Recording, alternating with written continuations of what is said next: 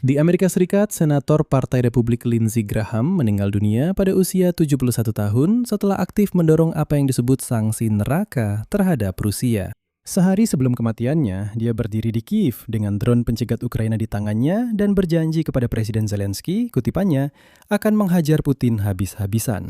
Sehari kemudian, dia dibawa keluar dari rumahnya sendiri dengan tandu. Lindsey Graham, seorang senator yang telah 10 kali datang ke Ukraina yang sedang berperang, penulis sanksi neraka yang seharusnya mencekik minyak Rusia, pada malam 11 Juli di usia 71 tahun telah meninggalkan dunia ini. Secara resmi, penyakit mendadak. Menurut data NBC, layanan darurat datang setelah menerima panggilan tentang henti jantung. Dan hampir seketika, ruang informasi Rusia langsung meledak. Orang-orang Rusia langsung menulis bahwa, katanya, karena kebetulan aneh, dia bertemu dengan Zelensky lalu meninggal. Di episode ini, kita akan membahas semuanya dengan jujur. Apa yang diketahui tentang kematian Lindsey Graham berdasarkan fakta, teori apa saja, dari yang masuk akal hingga yang benar-benar absurd yang sudah beredar di internet, mengapa Lindsey Graham begitu penting bagi Ukraina, dan apa yang sebenarnya telah dia lakukan untuk Ukraina, serta mengapa. Bagaimana hubungannya dengan Trump? Ini benar-benar drama tersendiri, yang sekarang secara langsung memengaruhi nasib sanksi terhadap Rusia.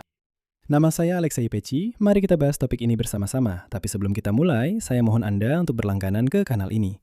Kita sedang menuju angka 300.000 pelanggan, jadi saya akan sangat berterima kasih atas langganan Anda secara pribadi. Jadi, mari kita mulai dengan apa yang sudah pasti diketahui. Kantor Senator melaporkan, kutipan, pada Sabtu malam 11 Juli, Senator Amerika Serikat Lindsey Graham meninggal dunia karena sakit mendadak yang berlangsung singkat.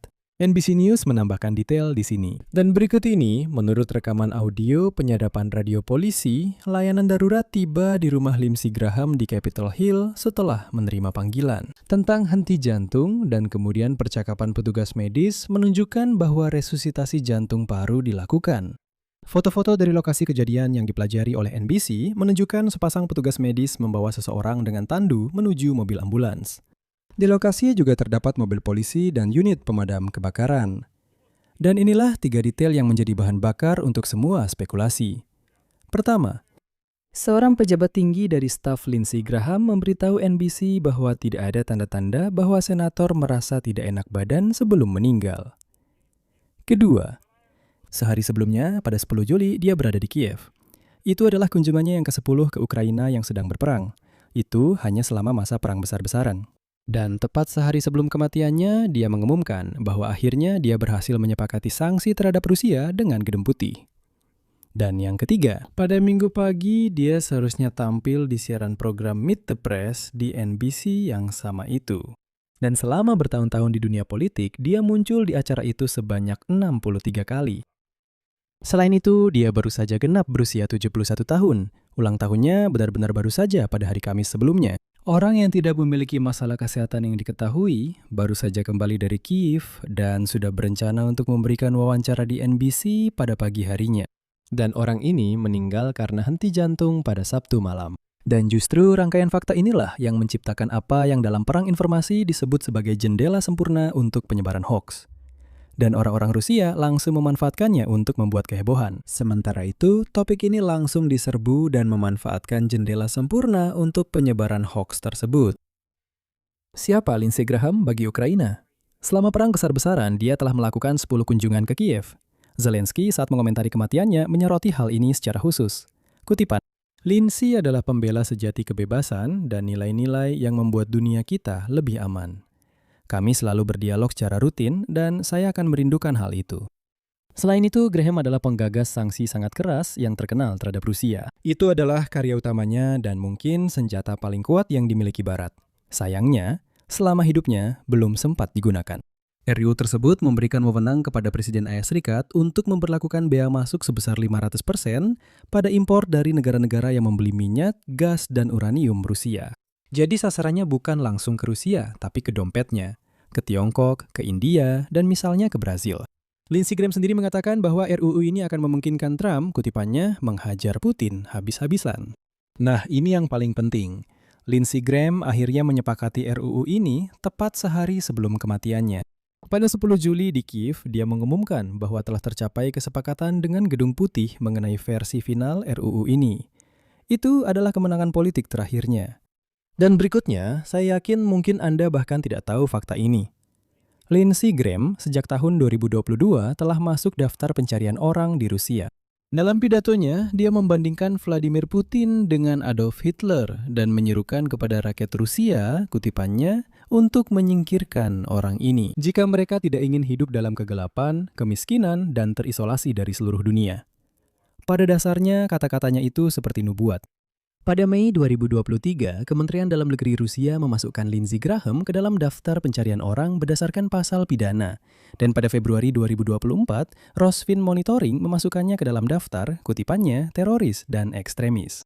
Dan hari terakhir sebelum kematiannya di Kiev juga sangat simbolis. Lindsey Graham mengunjungi fasilitas produksi perusahaan pertahanan Ukraina Skyfall, di mana ia diperlihatkan drone pengebom berat vampir yaitu Baba Yaga, FPV, drone keluarga Shrike, serta drone interceptor Pisun-P dan Vansan.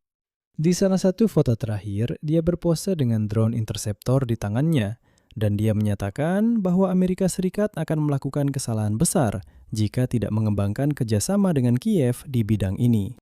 Dan yang penting, Lindsey Graham bukanlah seorang romantis naif. Dalam kunjungan yang sama, pada 10 Juli dia menyatakan bahwa pasukan Rusia, sayangnya, kemungkinan besar tidak akan meninggalkan wilayah yang telah direbut dengan mudah. Dan tujuan Amerika Serikat adalah kesepakatan yang dapat mencegah konflik di masa depan.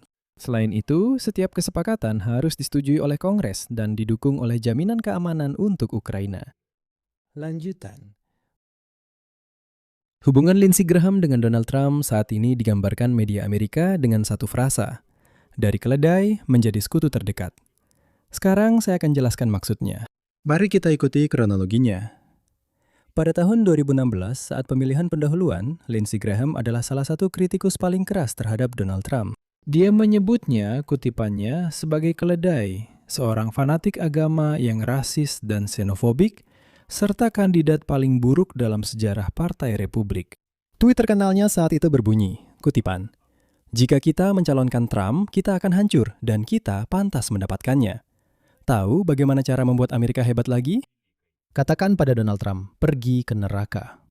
Trump membalas dengan hal yang sama, menyebut Lindsey Graham sebagai idiot. Puncaknya adalah ketika Donald Trump tepat di tengah rapat umum membacakan nomor ponsel pribadi Lindsey Graham dengan keras di depan kerumunan, agar orang-orang mulai menelpon dan mengutuknya langsung lewat telepon. Alasan konfliknya bersifat prinsipil. Trump melakukan kesalahan dengan mengejek John McCain, perhatikan, karena dia tertangkap sebagai tawanan perang saat Perang Vietnam. Sedangkan McCain adalah teman dekat sekaligus mentor Lindsey Graham. Dan karena itu, Lindsey Graham langsung membela nama baik McCain. Namun setelah kemenangan Trump, semuanya berubah. Mereka didamaikan saat makan siang pada bulan Maret 2017. Dan pada tahun 2018, Trump dan Graham menjadi rekan golf tetap. Graham sendiri dengan kejujuran yang blak-blakan menjelaskan perubahan sikapnya seperti ini. Kutipan, "Saya pernah menyebutnya xenofob, rasis, fanatik agama, dan saya kehabisan kata sifat. Ya, rakyat Amerika telah berbicara dan menolak analisis saya." Dia menjadi salah satu orang kepercayaan terdekat Donald Trump, penasihat utama dalam kebijakan luar negeri, terutama terkait Iran dan Rusia. Membelanya selama kedua proses pemakzulan dan mendorong penunjukan hakim-hakim pilihannya. Tapi kemudian terjadi lagi perubahan arah, satu lagi. Setelah penyerbuan gedung Capitol pada 6 Januari 2021, Lindsey Graham secara terbuka mengambil jarak, menyatakan bahwa batas telah benar-benar dilampaui. Namun, perpisahan itu ternyata hanya sementara, dan saat Trump kembali ke Gedung Putih, dia kembali menjadi salah satu sekutu terdekat pemerintahan. Dan di sini ada satu poin yang sangat penting bagi Ukraina. Meski sangat loyal kepada Donald Trump, Lindsey Graham tetap menjadi seorang intervensionis dan sering berbeda pendapat dengan kelompok isolasionis pendukung Trump, yaitu para isolasionis di Partai Republik. Dialah yang menjadi jembatan antara Trump dan gagasan dukungan untuk Ukraina. Dia mampu mengemas bantuan untuk Kiev dengan bahasa yang dipahami oleh Trump. Anda tahu, dia punya ungkapan seperti ini. Katanya, ini bukan amal, ini adalah kesepakatan. Ini kesepakatan yang kuat, ini kesepakatan yang akan membawa kejayaan bagi Trump dan Amerika, dan sebagainya. Dan inilah yang ditulis Trump hari ini, kutipan. Senator Lindsey Graham, salah satu orang dan senator terhebat yang pernah saya kenal, telah meninggal dunia. Dia selalu bekerja keras dan merupakan seorang patriot Amerika sejati. Nah, di sini kita sampai pada momen paling menarik dari episode ini, yaitu bagaimana propaganda Rusia mengeksploitasi isu kematian Lindsey Graham. Dan di sini penting untuk memahami mekanismenya, karena ini lebih halus daripada yang terlihat. Tentu saja, tidak ada tuduhan langsung tentang pembunuhan yang terdengar. Tidak ada satupun media besar Rusia yang menulis bahwa, misalnya, Ukraina yang bersalah dalam hal ini, Ukraina entahlah meracuni Lindsey Graham, dia disingkirkan oleh CIA, dan sebagainya. Tidak ada judul seperti itu. Semuanya lebih licik. Orang Rusia selalu memberikan petunjuk-petunjuk yang kemudian membuat beberapa orang terpancing dan mulai membayangkan sendiri ceritanya. Propaganda Rusia membangun apa yang disebut sebagai asosiasi di benak orang-orang. Lihatlah judul-judulnya. Di sini saya akan memberikan beberapa contoh judul. Bertemu dengan Zelensky dan meninggal, Barat terkejut atas kematian mendadak Graham. Judul berikutnya, setelah kunjungan ke Kiev, Senator AS Serikat yang diakui sebagai teroris dan ekstremis tiba-tiba meninggal. Atau yang seperti ini, baru saja kembali dari Kiev dan meninggal. Kematian Graham menyebabkan kehebohan di Barat. Seperti yang Anda lihat, tidak ada satupun judul yang menyatakan keterlibatan Kiev. Namun ketiga judul tersebut membangun pola sebab akibat yang sama di benak pembaca. Pergi ke Kiev, kembali, lalu meninggal. Dan teknik propaganda klasik adalah memasukkan sindiran itu ke dalam ucapan seorang asing. Seolah-olah, lihat, ini pejabat barat sendiri yang mengatakan hal itu. Bukan kami yang mengarangnya. Kami hanya mengutip seorang pejabat barat saja. Nah, misalnya, RIA Novosti membuat seluruh artikel berdasarkan satu postingan di media sosial dari politikus sayap kanan Prancis, Florian Philippot. Bukan dari Amerika, kali ini mereka mengambil dari Prancis. Orang yang menyebarkan teori bahwa Lindsey Graham meninggal setelah kunjungan ke Kiev bukan tanpa alasan, katanya. Ini adalah bentuk klasik melegitimasi teori konspirasi melalui, seperti yang mereka sebut, sumber independen dari Barat. Pada saat yang sama, Philippot langsung mengingatkan bahwa senator Amerika itu sebenarnya adalah seorang Rusofob yang sangat keras. Jadi aneh jika menganggap bahwa dia merugikan Kiev. Tapi bagian dari postingan ini sudah diabaikan oleh orang Rusia dan tidak disebutkan lagi. Atau ada contoh lain.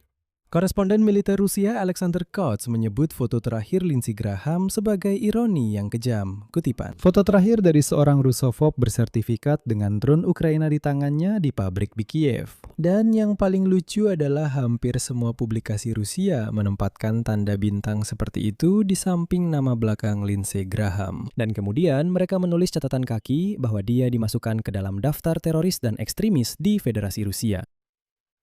Nah, maaf saja, tapi itu sebenarnya adalah dehumanisasi.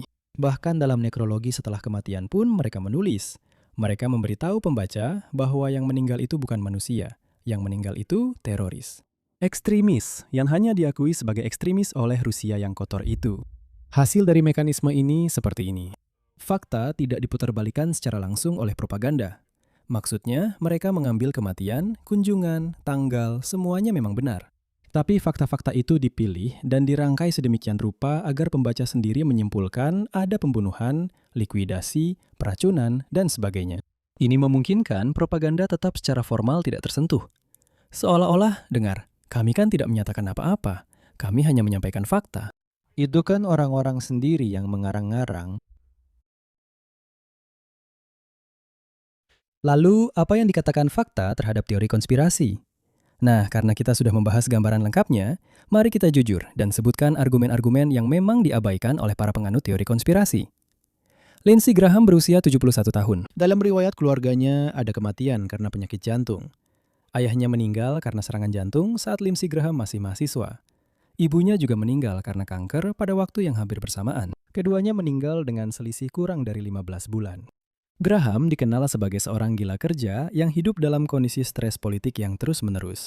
Pram dalam obituarinya tidak secara kebetulan menulis bahwa Lindsey Graham selalu bekerja. Jadi henti jantung mendadak pada pria berusia 71 tahun dengan riwayat keluarga seperti itu, sayangnya adalah kejadian yang biasa secara statistik, bukan suatu anomali. Dan ini adalah poin penting. Tidak adanya motif pada tersangka yang jelas. Logika dari rumor Rusia tentang dugaan bahwa dia disingkirkan di Kiev runtuh pada pertanyaan sederhana. Untuk apa? Untuk apa? Lindsey Graham adalah salah satu aset paling berharga Ukraina di Washington. Dia adalah orang yang sehari sebelum kematiannya telah menyetujui sanksi dengan Gedung Putih yang dapat menghancurkan pendapatan minyak Rusia. Kematian dia adalah bencana bagi Kiev dan hadiah bagi Moskow. Membunuh pelobi utama sendiri tepat sebelum kemenangannya sendiri, itu benar-benar absurd. Itulah sebabnya dalam materi-materi Rusia, versi ini tidak diungkapkan secara langsung. Versi ini bahkan tidak tahan terhadap pemeriksaan yang dangkal sekalipun. Jika kita menggunakan prinsip cui prodest yang sangat disukai para penganut teori konspirasi, seperti dalam bahasa Latin, maka hasilnya akan menjadi tidak nyaman bagi para pembuat isu ini. Penerima manfaat utama dari kematian Lindsey Graham adalah pihak yang selama ini ia lawan, dan selama ini ia memang bekerja melawan Rusia. Lalu bagaimana dengan apa yang disebut sanksi neraka Lindsey Graham terhadap Rusia? Kabar baiknya mekanismenya sudah berjalan dan tidak bergantung pada satu orang saja. Kesepakatan dengan Gedung Putih sudah tercapai menurut Graham. Dokumen tersebut memiliki lebih dari 80 pengusul bersama di Senat. Itu sudah cukup bahkan untuk mengatasi veto presiden. Anggota Kongres Michael McCaul menceritakan bahwa ia membahas rancangan undang-undang sanksi baru dengan Graham tepat sehari sebelum kematian Graham, yaitu pada hari Sabtu. Jadi mereka berencana untuk mengajukan inisiatif ini dalam beberapa hari ke depan. Berita buruknya, Graham bukan hanya salah satu penyusun, dia adalah penggeraknya, dia adalah pendorongnya. Dia adalah orang yang memulai inisiatif ini. Dia adalah orang yang bisa berbicara dengan Trump dengan bahasanya sendiri dan mendorong isu Ukraina melewati perlawanan kaum isolasionis di dalam Partai Republik itu sendiri. Seperti yang dikatakan Sekjen NATO Mark Rutte, kutipan, dia adalah pembela Amerika yang kuat, sangat percaya pada Ukraina, pada aliansi NATO dan aktif bekerja untuk mengakhiri perang Rusia melawan Ukraina. Menggantikan orang seperti itu di Senat, sayangnya akan sangat sulit. Dan ini mungkin merupakan kerugian terbesar bagi Kiev saat ini. Kesimpulan. Sayangnya, telah meninggal seseorang yang 10 kali datang ke Kiev di bawah serangan roket dan tidak pernah takut akan hal itu. Dia menyebut diktator botak Vladimir Putin sebagai Adolf Hitler zaman modern. Dia yang mencetuskan sanksi yang mampu menghancurkan pendapatan minyak Rusia. Dan dia meninggal tepat pada saat dia berhasil mendapatkan persetujuan Gedung Putih atas sanksi tersebut. Harus diakui, ini benar-benar kehilangan besar bagi Ukraina. Saya akhiri sampai di sini. Tulis pendapat dan kesimpulan Anda di kolom komentar di bawah episode ini. Jangan lupa berlangganan kanal, tekan lonceng, dan beri like. Jika Anda ingin mendukung kerja kanal YouTube ini, Anda bisa melakukannya dengan donasi melalui tautan dan informasi yang ada di deskripsi video ini. Itu saja, jaga diri Anda, sampai jumpa.